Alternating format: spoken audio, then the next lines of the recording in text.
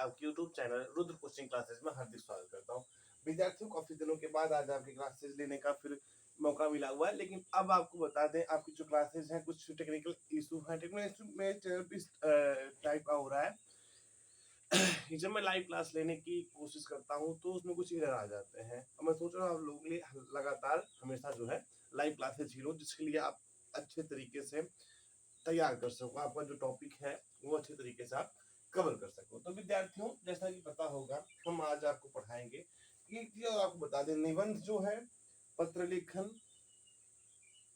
ठीक, इन दोनों और कहानी लेखन, संवाद लेखन, जो चीज आपकी बच रही थी कक्षा 9 में, वह मैं आपको हैंड रिटन नोट्स जिसकी एक वीडियो बना करके लाइव क्लास के थ्रू या उसका एक वीडियो बना करके मैं अपलोड कर दूंगा आपके YouTube channel Rudra coaching classes में।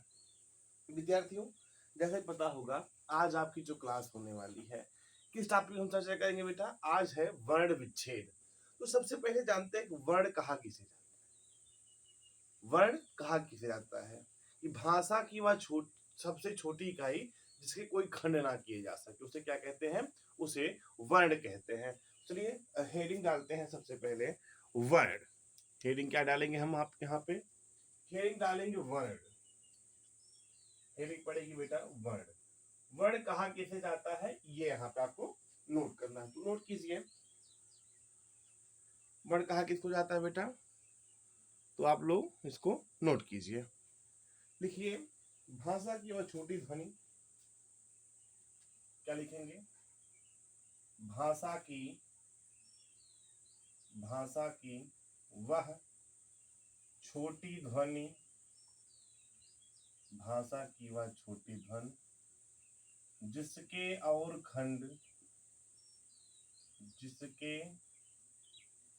और खंड ना किए जा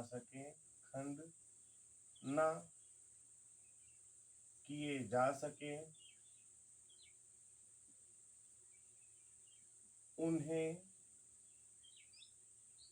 वर्ण कहा जाता है। भाषा की वह छोटी ध्वनि जिसका कोई खंड ना किया जा सकता है, उसे क्या कहते हैं? वर्ण कहते हैं। अब समझते हैं, जैसे अनूप, कैसे? देखो, अब आप उदाहरण जान लीजिए वर्ण के। उदाहरण आपके सामने प्रस्तुत है बेटा, अनूप, ठीक। अब अनूप का वर्ण कैसे आप बनाओगे यह देखना है। तो देखिए, ये छोटा आ है प्लस ना में लगेगा हलंत प्लस बड़ा ऊ, क्या ये वर्ण है आपके ना? आ ना में हलंत फिर बड़ा ऊ फिर प्लस पा पे लगेगा हलंत। पा पे क्या लग जाएगा बेटा? आपके पा पे लग जाएगा हलंत प्लस छोटा आ। तो यहाँ क्या बन गया बेटा? वर्ण विच्छेद हो गया इसका। आपने क्या समझा इसमें? अनूप का वर्ण विच्छेद समझा। ठीक है प्यारे बच्चों, अब आप लोग हेडिंग डाल लीजिए वर्णमाला। वर्ण क्या डालेंगे बेटा आप लोग? हेडिंग डाल लीजिए आप लोग वर्णमाला। हेडिंग क्या बेटा आपकी? वर्णमाला। वर्णमाला कहा किसको जाता है ये जानिए आप लोग। अब लिखिए कि वर्णों के क्रमबद्ध समूह को क्या लिखेंगे? वर्णों के क्रमबद्ध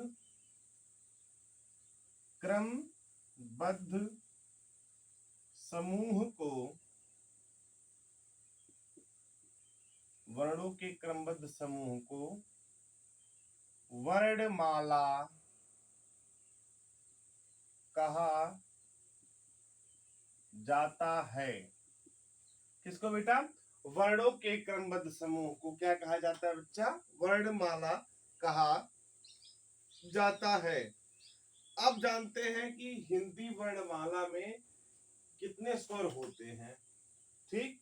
तो आप लोग लिखिए ऐसे, स्वर डालिए। स्वर में लिखिए छोटा बड़ा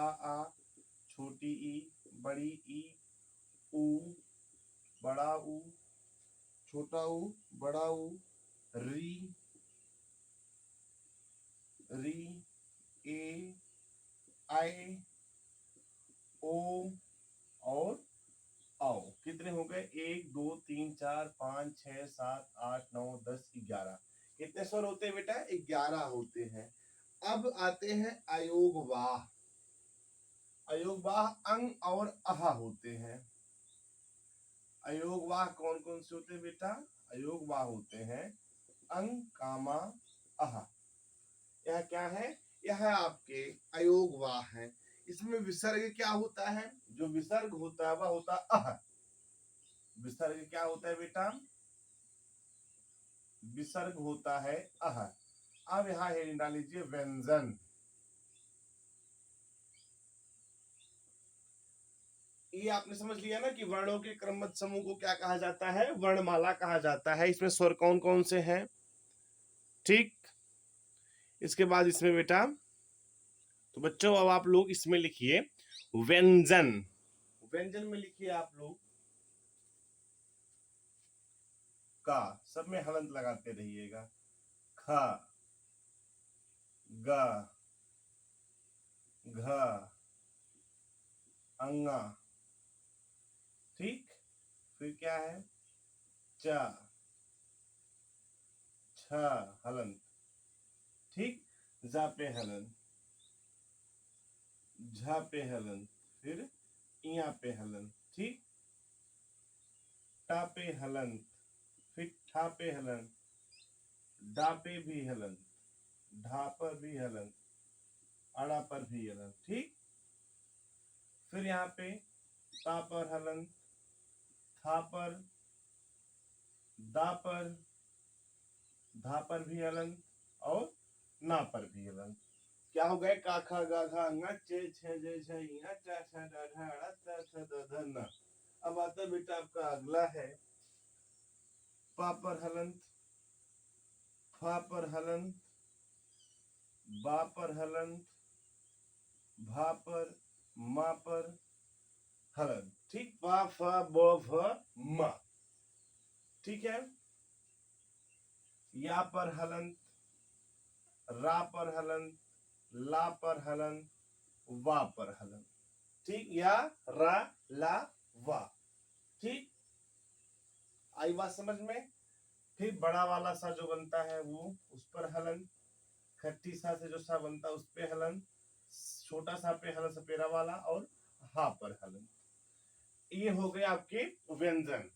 क ख ग घ अंगा च छ ज झ इया ट ठ ड ढ अड़ा ता थ द ध न प फ ब भ म या रा ला वा सा ख सा हा। अब डालते हैं, इसी में जानने की कोशिश करेंगे बेटा। आप लोग डाल लीजिए अन्य। अन्य में कौन कौन से आते हैं? यह भी डालिए, आपकी वर्णमाला में ही है। अन्य में ले लीजिए आप ड और ढ। ड और ढ, ढक्कन वाला। ठीक है। ये हो गया आपके कौन से? अन्य आते हैं बेटा ये। इसके बाद बेटा आपका आता है संयुक्त व्यंजन। हेडिंग डाल लीजिए आप लोग। कौन से बेटा? संयुक्त व्यंजन। संयुक्त व्यंजनों की संख्या कितनी है बेटा? 4। कौन कौन सी? छतरी वाला छ, और त्रिशूल से जो बनता त्रा। छ, देखो छतरी वाला छ, त्रंग, ज्ञा और स्रा, श्रीमान वाला जो स्रा बनता है वह भी आपका किसमें आता है? ये संयुक्त व्यंजन में। बात समझे बेटा आप लोग? आप लोगों को भी क्या बताया गया? वर्ण की परिभाषा बताई गई। किसकी परिभाषा बेटा? वर्ण की परिभाषा बताई गई। वर्ण की परिभाषा क्या होती? भाषा की वह छोटी छोटी ध्वनि जिसके और खंड ना किए जा सके उसे वर्ण कहा जाता है। जैसे अनूप। फिर इसके बाद आपको बताया गया वर्णमाला। वर्णमाला किसे कहा जाता है? कि वर्णों के क्रमबद्ध समूह को क्या कहते हैं? वर्णमाला कहा जाता है। जैसे स्वर इसमें क्या होते हैं? आ से लेके औ तक। और जो दो बनते हैं बेटा अयोगवाह, अंग और आ से विषय क्या होता है? अहा होता है। व्यंजन होता है का से लेकर के ह तक। अन्य व्यंजन क्या आता है, जो डमरू वाला डा बनता है उसकी जो बिंदी लगती है उसे अड़ा कहते हैं, कहीं इसका भी यूज किया जाता है, वो अन्य होते हैं ये दोनों। ठीक, संयुक्त व्यंजन की संख्या कितनी है, 4। कौन कौन सी, क्षय वाला क्षय, त्रंग, ज्ञ और स्रा, ये 4 संयुक्त व्यंजन होते हैं। अब आप लोग हेडिंग डाल लीजिए शब्द रचना। अब हेडिंग आपकी पड़ जाएगी क्या बेटा, शब्द रचना। हेडिंग डालिए हमारे साथ आप लोग, क्या, शब्द रचना। तो जानने की कोशिश करेंगे शब्द रचना कहा किसे जाता है, शब्द रचना का मतलब क्या होता है। तो इसमें क्या होता है बेटा कि वर्णों के सार्थक एवं व्यवस्थित मेल से, वर्णों के, क्या लिखेंगे आप, वर्णों के सार्थक एवं, वर्णों के सार्थक एवं एवं व्यवस्थित मेल से,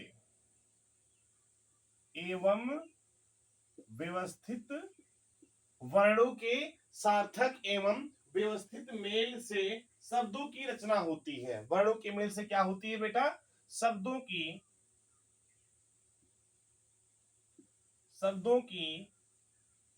रचना होती है। शब्दों की क्या होती है बच्चा, रचना होती है। जैसे जानने की कोशिश करेंगे यद्यपि हम कि वर्णों के सार्थक एवं व्यवस्थित मेल से क्या होती है, शब्दों की रचना। जैसे मान लीजिए हमारा है शब्द हिमालय, शब्द हमारा क्या है बेटा, हिमालय, यह हमारा एक शब्द है। अब इसका शब्द रचना कैसे हुआ है, आइए जानने की कोशिश करते हैं। पहले लिखेंगे हा, हा मैंने बताया था व्यंजन में भी हमेशा क्या लगेगा बेटा, हलंत प्लस छोटी ही। माँ लिखेंगे, माँ पे लगेगा हलंत, क्या लगेगा बेटा, माँ पे हलंत लगेगा।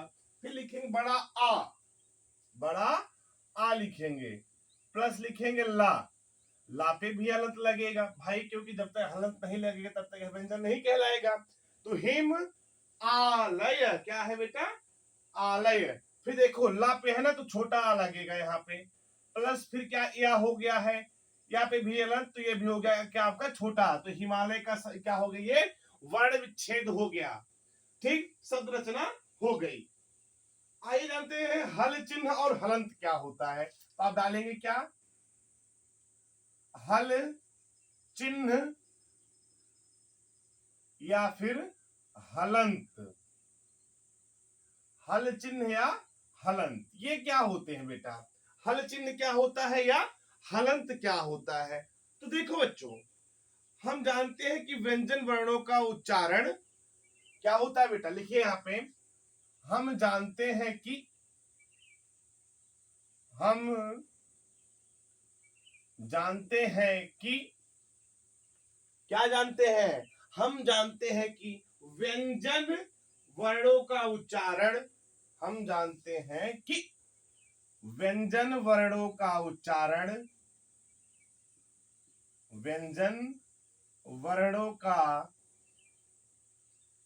उच्चारण स्वर के बिना या स्वर की मदद,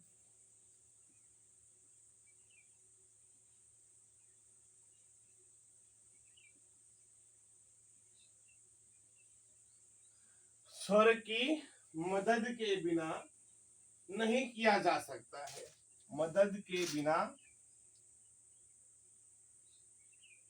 नहीं किया जा सकता है, नहीं किया जा सकता है।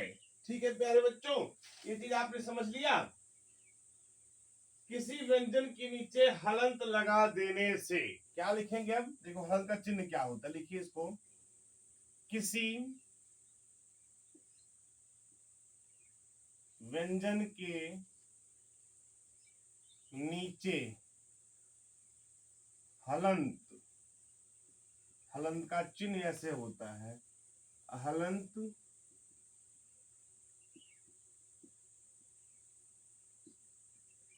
क्या, कि किसी व्यंजन के नीचे हलंत लगा देने से व्यंजन का स्वर रहित रूप प्राप्त होता है। व्यंजन का क्या प्राप्त होता है बेटा, लगा देने से व्यंजन का स्वर रहित रूप प्राप्त होता है। क्या प्राप्त होता है बेटा? लगा देने से व्यंजन का स्वर रहित रूप प्राप्त होता है। ठीक, बात समझ में आ गई? अब हेडिंग आप लोग डाल लीजिए संयुक्त व्यंजन।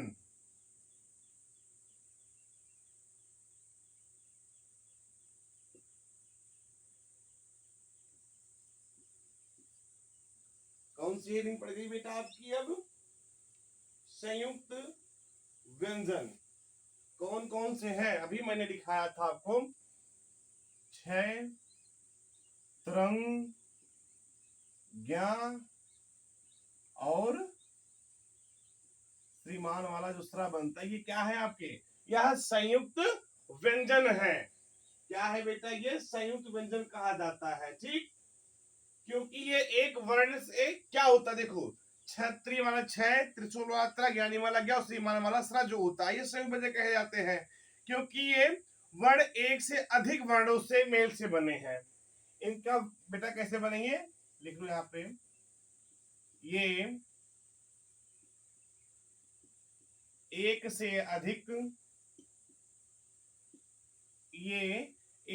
अधिक वर्णों के मेल से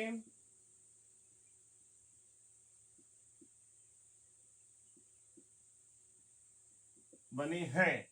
ठीक, छत्री वाला छह, त्रिशूल वाला त्रा, ज्ञानी वाला ज्ञा और श्रीमान वाला स्रा एक से अधिक वर्णों के मेल से बने हैं। अब जैसे बात करते हैं, जो छत्री वाला छह है, ये किसके योग से मिलके बना हुआ है बेटा? पहले तो का आया है, का पे लग गया क्या? हलंत लग गया। फिर खट्टी सा आया है और प्लस आ, इसके योग से मिलके क्या बनता है बेटा आपका? छत्री वाला छह बनता है। क ये ऐसे बनते हैं, अगर कोई आता कहीं पे तो आप ऐसे लिख सकते हो, जैसे क्षत्रिय, व्यंजन क्या बन जाएंगे? क्षत्रिय, क्षमा, कक्षा आदि। तो छह कैसे बना हुआ आपने यहाँ पे समझ लिया। ठीक, अब देखते हैं त्रा कैसे बना हुआ है। क्या बेटा? जो त्रिशूल वाला त्रा है वह कैसे बना हुआ है? तो जानते हैं, ता में लग गया हलंत प्लस रा में लग गया हलंत प्लस आ, इनकी मेल से क्या बन गया बेटा? त्रा बन गया। तो क्या है उसमें? त्रिशूल ना, त्रिभुज, त्रिभुज,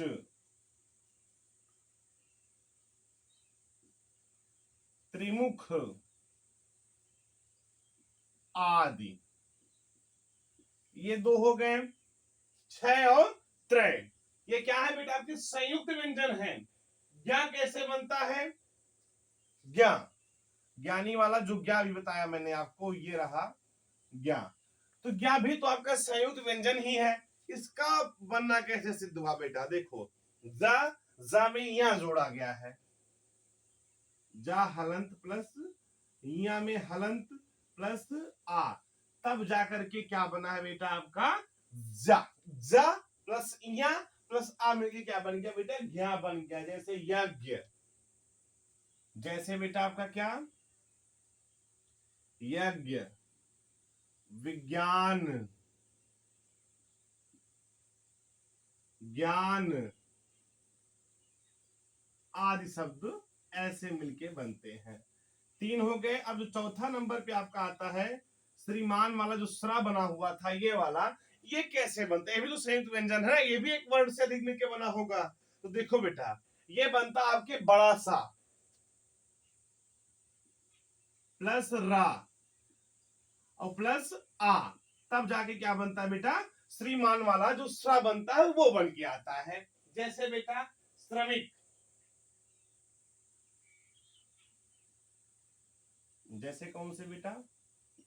श्रमिक, श्रोता, परिश्रम आदि। तो ये बेटा आपके क्या थे? शब्द रचना में आपने क्या समझा और संयुक्त व्यंजनों की उत्पत्ति कैसे हुई है, इस चीज को समझा आपने। अब आप लोग हेडिंग डालिए वर्णों के भेद। हेडिंग क्या पड़ जाएगी बेटा? वर्णों के भेद। लिखिए क्या? वर्ण के दो भेद होते हैं। नंबर फर्स्ट क्या है बेटा आपका? स्वर। नंबर एक क्या है बेटा आपका? स्वर। और नंबर दो व्यंजन। नंबर एक स्वर, नंबर दो व्यंजन। ये थे वर्णों के भेद। अब आप लोग समझेंगे स्वर और व्यंजन को बेहतरीन तरीके से। तो पहले आप डालेंगे क्या? स्वर। स्वर के भी भेद होते हैं। चलिए हेडिंग डालिए आप। हेडिंग डालते हैं बेटा अब आप क्या? स्वर। ठीक। और अब जानेंगे हम स्वर की परिभाषा क्या होती है। किसकी परिभाषा बेटा? स्वर की परिभाषा। तो आप लोग लिखिए जो वर्ण स्वतंत्र रूप से बोले जाते हैं। लिखिए जो वर्ण स्वतंत्र, जो वर्ण स्वतंत्र रूप से बोले जाते हैं, स्वतंत्र रूप से बोले जाते हैं, ऐसे वर्ण जो स्वतंत्र रूप से बोले जाते हैं तथा जिनके उच्चारण में हवा, जो स्वतंत्र रूप से बोले जाते हैं तथा जिनके उच्चारण में, तथा जिनके उच्चारण में, जिनके उच्चारण में हवा बिना रुकावट के, हवा बिना रुकावट के, बिना रुकावट के मुंह से बाहर निकलती है, मुंह से बाहर निकलती है, उसे स्वर कहा जाता है, उसे स्वर कहा जाता है।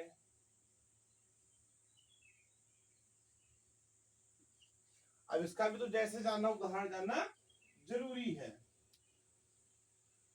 ठीक। जैसे में आप लिख लीजिए इनकी संख्या 11 है,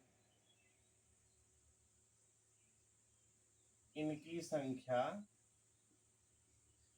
11 है। ठीक।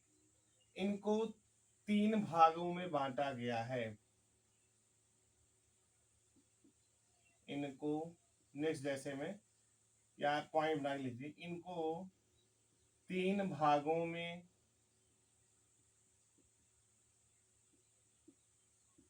बांटा गया। ठीक। किसे बेटा? स्वर को भी 3 भागों में बांटा गया है। ठीक। पहला है ह्रस्व स्वर। नंबर फर्स्ट आप लोग डालिए कौन सा बेटा? ह्रस्व स्वर। नंबर फर्स्ट क्या है आपका? ह्रस्व स्वर। ठीक। लिखिए कि जिस स्वरों के उच्चारण में कम समय लगता है, लिखिए क्या इसमें?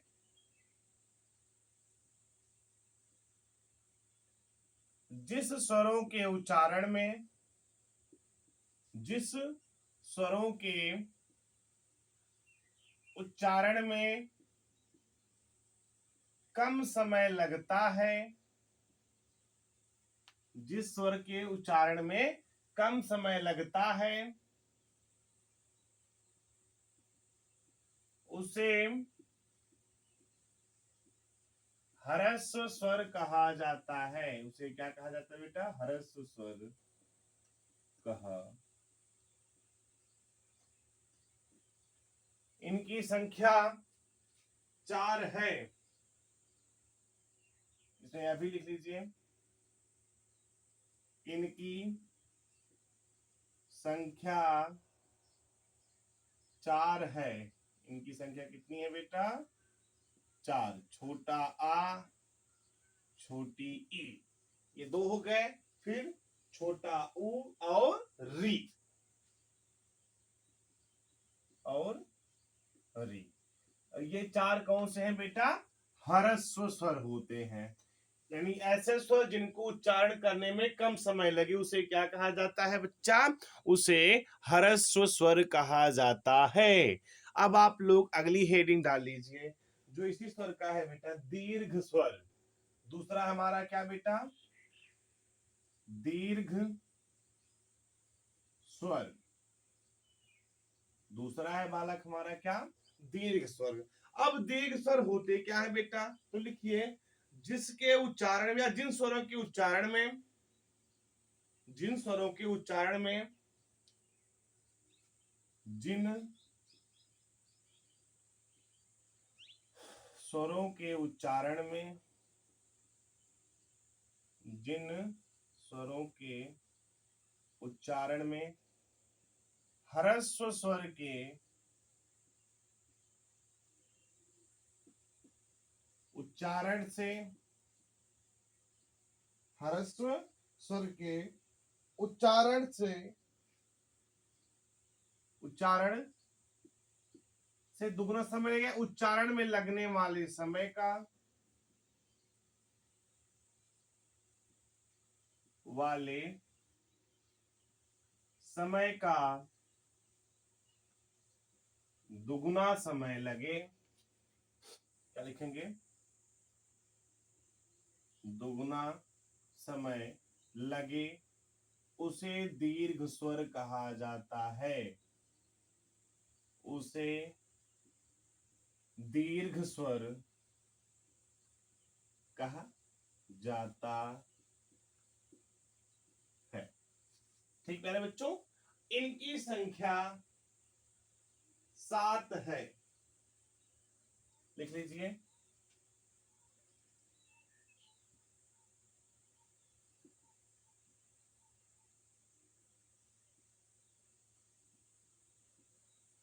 इनकी संख्या कितनी बच्चा?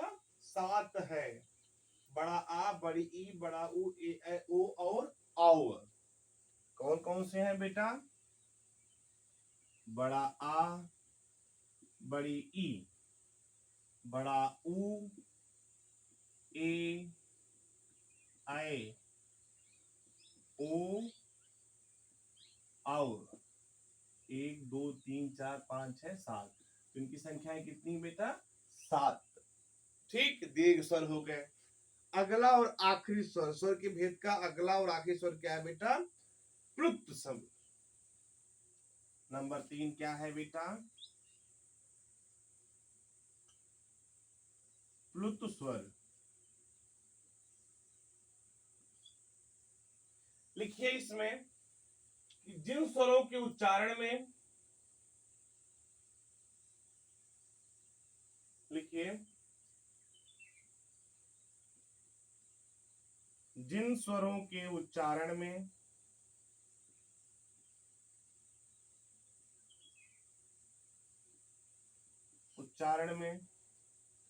दीर्घ स्वर के उच्चारण में लगने वाले समय का, दीर्घ स्वर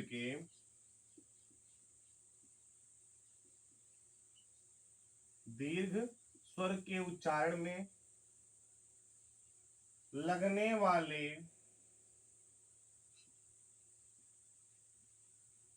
समय का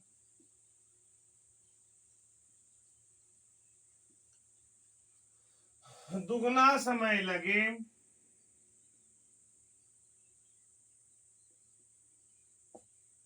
उसे प्लुत स्वर कहा जाता है। उसे क्या कहा जाता है प्यारे बच्चों?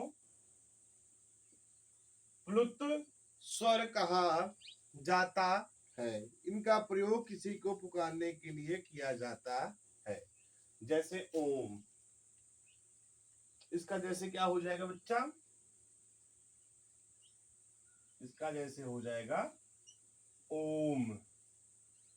और यह कहां पर यूज होता है, इसका किसी को पुकारने के लिए इसका उपयोग किया जाता है।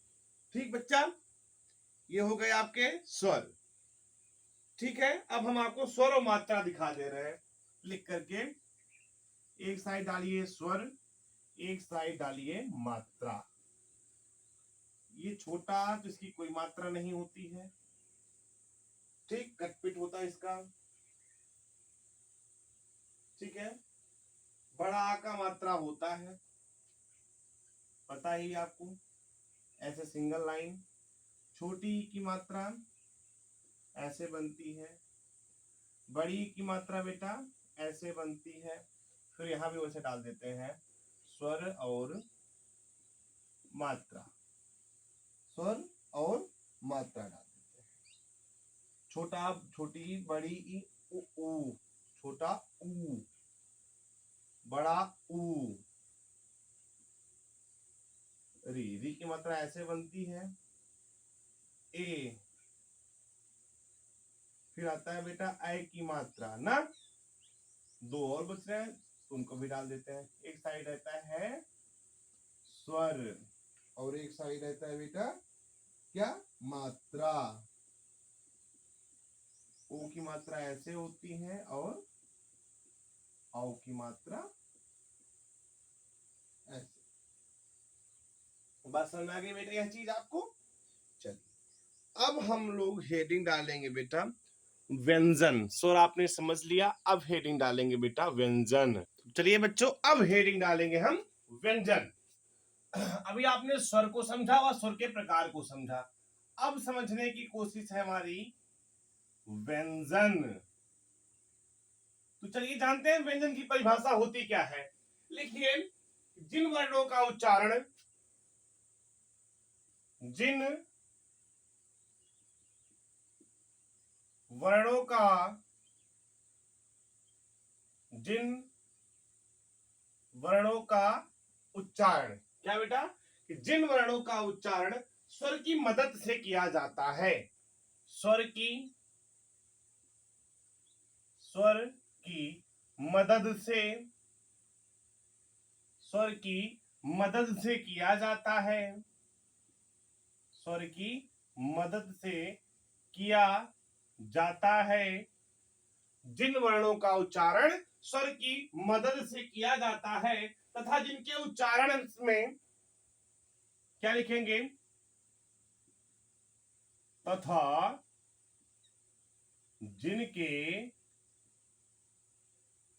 जिनके उच्चारण में वायु मुंह के विभिन्न अवयवों से रगड़ खाकर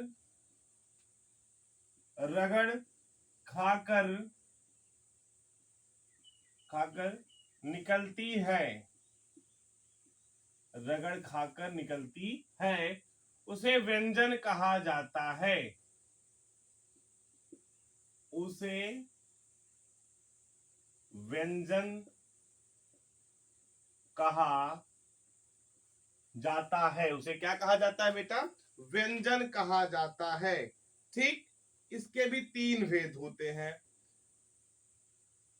व्यंजन कितने भेद होते हैं बेटा, तीन भेद होते हैं। नंबर फर्स्ट डालते हैं स्पर्श व्यंजन। नंबर फर्स्ट क्या है हमारा बेटा, स्पर्श व्यंजन। लिखो, जिन वर्णों के उच्चारण में जिह्वा, जिन वर्णों के उच्चारण में, जिन वर्णों के उच्चारण में जिह्वा यानी जीभ, जिन वर्णों के उच्चारण में जिह्वा यानी जीभ मुख के विभिन्न भागों को, जिह्वा यानी जीभ मुख के विभिन्न भागों को, मुख के विभिन्न भागों को स्पर्श, मुख के विभिन्न भागों को स्पर्श करती हुई निकलती है, स्पर्श करती हुई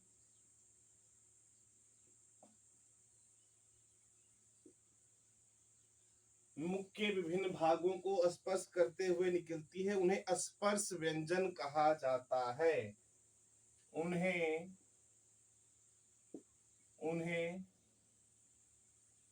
स्पर्श व्यंजन कहा जाता है, उन्हें स्पर्श व्यंजन कहा जाता है। इनकी संख्या लिख लीजिए, इनकी संख्या 25 है। इनकी संख्या कितनी है बेटा? 25। स्पर्श व्यंजन कितने होते हैं? जो का वर्ग में आते हैं। अब आपको यही से हम का वर्ग खा वर्ग बताते हैं, का वर्ग चा वर्ग टा वर्ग, का वर्ग नहीं होता है। तो जानते हैं बेटा का वर्ग। का वर्ग में कौन कौन आता है बेटा? आपका का, ख, ग, घ और अंगा। का, ख, ग, घ, अंगा। ठीक। फिर आपका आता है क्या? चा वर्ग। सब में हलंत भी लगेगा, सॉरी। चा वर्ग में चा, छा, जा, झा, इया। चा वर्ग हो गया। अब आता है आपका क्या? टा वर्ग। टा, ठ, ड, ढ और अड़ा। अब इसी में बेटा आपके जो दो होते हैं वो भी इसी टा वर्ग में ही आते हैं। कौन से बेटा? ये दोनों। ठीक। का वर्ग हो गया, चा वर्ग हो गया, टा वर्ग हो गया। अब बेटा इसमें आता है ता वर्ग। अगला कौन से बेटा आपका?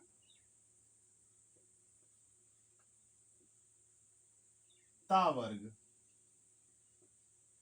ये जो का वर्ग हुआ, चा वर्ग, टा वर्ग, ता वर्ग, बेटा क्या है आपके? स्पर्श व्यंजन है।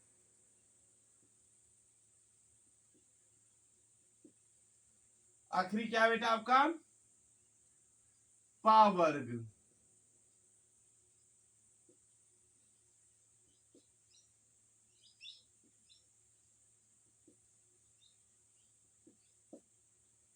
का वर्ग, चा वर्ग, टा वर्ग, ता वर्ग और पा वर्ग। बात समझ में आ गई आपको बेटा? अब हेडिंग डालिए बेटा, अंतस्थ व्यंजन। नंबर दूसरा आपका क्या है? अंतस्थ व्यंजन।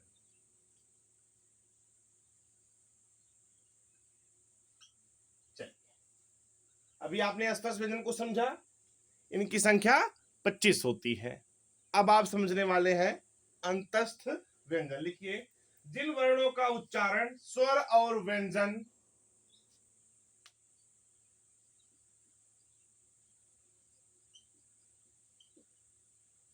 जिन वर्णों का उच्चारण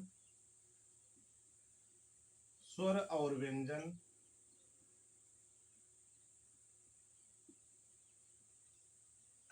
जिन वर्णों का उच्चारण स्वर और व्यंजन वर्गों के मध्य का सा लगता है, व्यंजन वर्गों के मध्य का सा लगता है,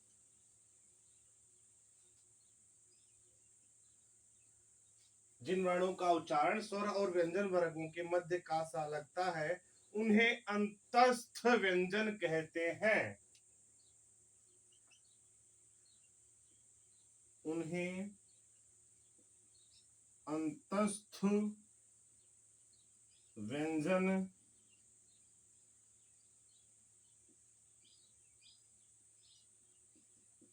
कहते हैं। इनकी संख्या 4 है,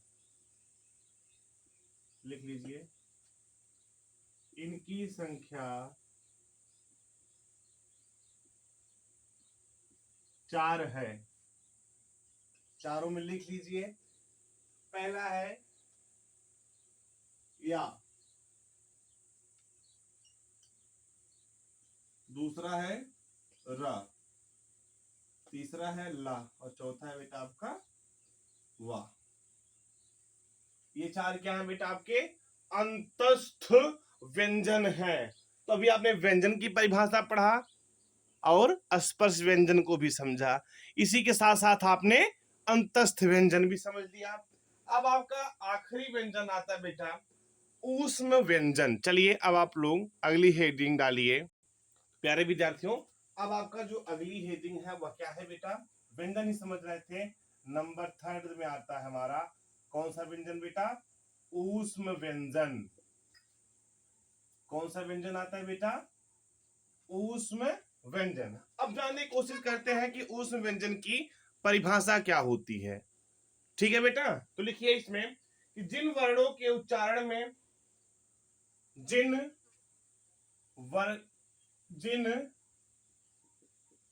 वर्णों के उच्चारण में